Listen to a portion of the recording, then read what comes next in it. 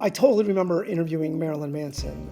I mean, how could you not? He came all dressed up and ready to play, no joke.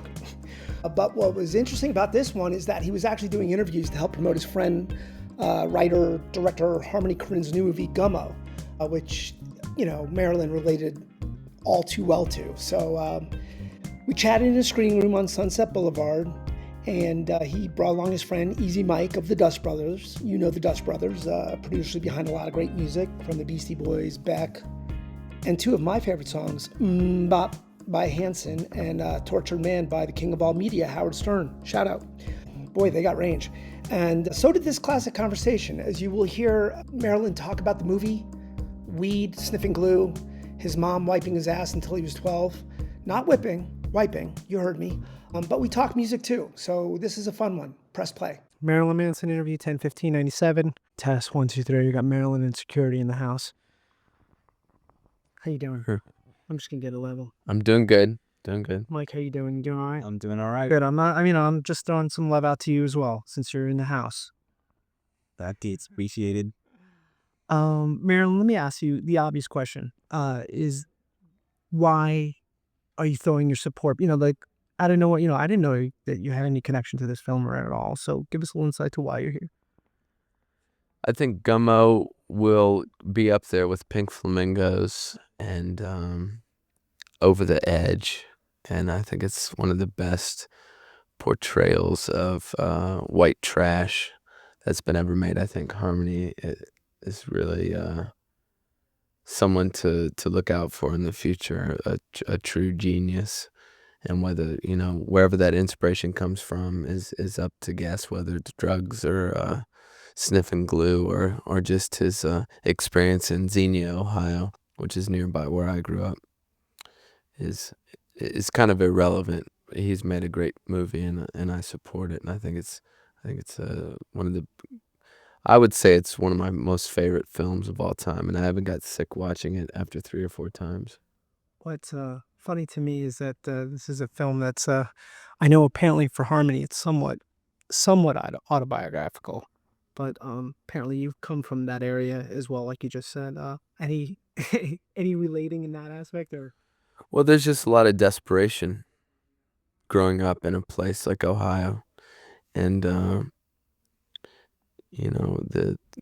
entire element of again, white trash and the desperation of teenage life, and which would sometimes, even for me, resulted in torturing animals as a child.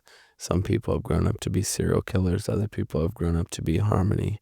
So I think it's at least good that he's taken out his aggression with film rather than crime.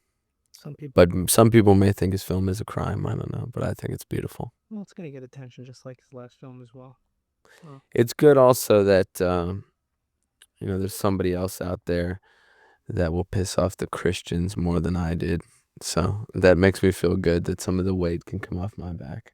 Marilyn, no offense, I don't know if that's gonna happen. But we're currently working on a new album with the Dust Brothers, which Mike Simpson's here with me, which I refer to him as Dustin. And we'll try and keep things heated up, but I think America should be ready for something different. I'm not into being predictable. Have we already decided on a direction, or is the obvious no direction?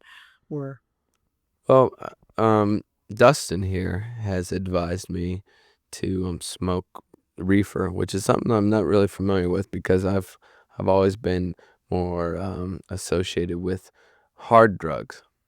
And so I'm going to work backwards because most people think, you start out with marijuana and then you move on to the hard drugs and then you're hanging out with Robert Downey Jr. and you're naked and Leif Garrett's there.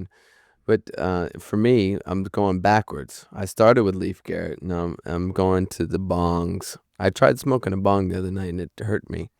It hurt my throat, but I think it's something I could get onto because we just moved into this new home.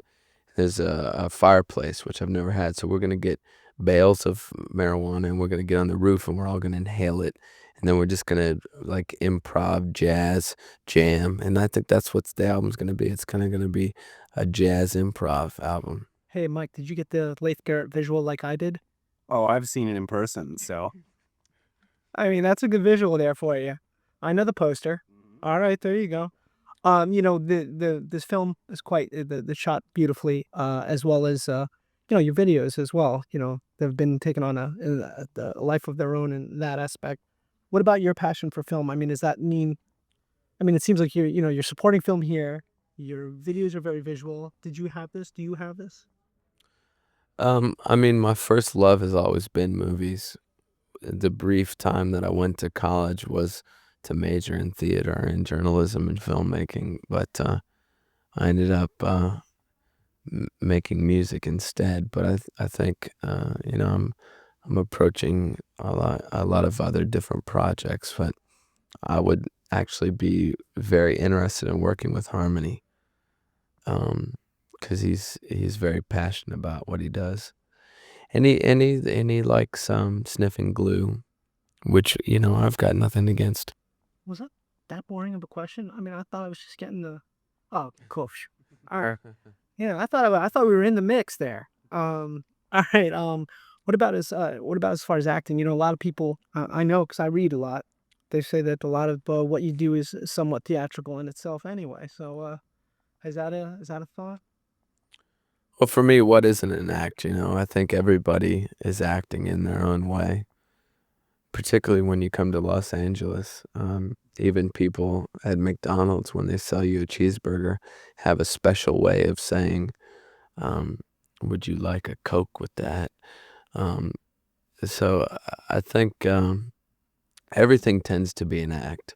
So it's a matter of being the best at what you do. And that's what I try and do. I just try and be the best at it. And maybe I'm not the best, but I do the best that I can.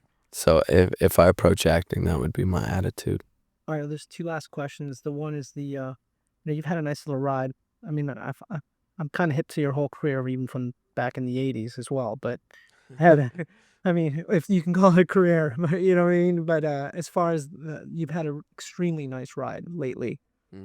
Have you had time since you all work on the new record to kind of sum up what has happened? Have you been able to? I did, as a matter of fact. I've just written a book that comes out in February, and it's called The Long Hard Road Out of Hell. And it kind of tells my story of growing up, which is why I love this movie so much, because I grew up in Ohio, and a lot of the things that I experienced as a child were as dark and as amusing as some of the things that were in this movie. So I related to this so much, and if they ever would be interested in making my story into a film, Harmony would probably be the first person I would want to do it, because he really has a grasp on what that lifestyle is about. You weren't eating pasta and the spaghetti in a bathtub, I hope not. No, but I think up until about the age of 12, I used to have my mom have to wipe my ass when I was a kid. I was always a mama's boy, because I would sit on the toilet, and when I was done, I would say, "Mom, I'm done," and my mom would come in and she would roll up the toilet paper and she would take care of the business. And it's sad to say, but I've grown up now, and I have to pay people to do it now, but before, my mom did it for free. Mike, did you get that visual as well? Oh, yeah. The last question is the all-encompassing, always last question is the future. Not necessarily in the world, but more importantly for you, Marilyn. What's gonna happen? What do you want to see happen? Other than everyone dying, I think that I would like to see rock and roll kind of take hold again, because we've descended into the disco era. There's a lot of very disposable music now, with very good elements in it, and I think that's why I've decided to collaborate with Dustin here, because we'd like to create music that is timeless, that conquers what's popular now, but ignores it at the same time. So I'd like to really bring rock and roll back, because rock and roll is fading away. There's a lot of really boring things out there, and nobody really has anything to offer. Very cool. And fake breasts. I think maybe that might be the future for me. No, finally, a visual I'd like to, have as a visual. There you go. There you go. All right, we're good. Everyone all right? You're okay? Am I going to get bum rushed? Okay. Thanks a lot. Wowza, that was Mama's boy, Marilyn Manson. He does not disappoint when it comes to interviews. We packed a lot in that 10 minutes, including visuals. But at the end, the future he was hoping for sort of came true.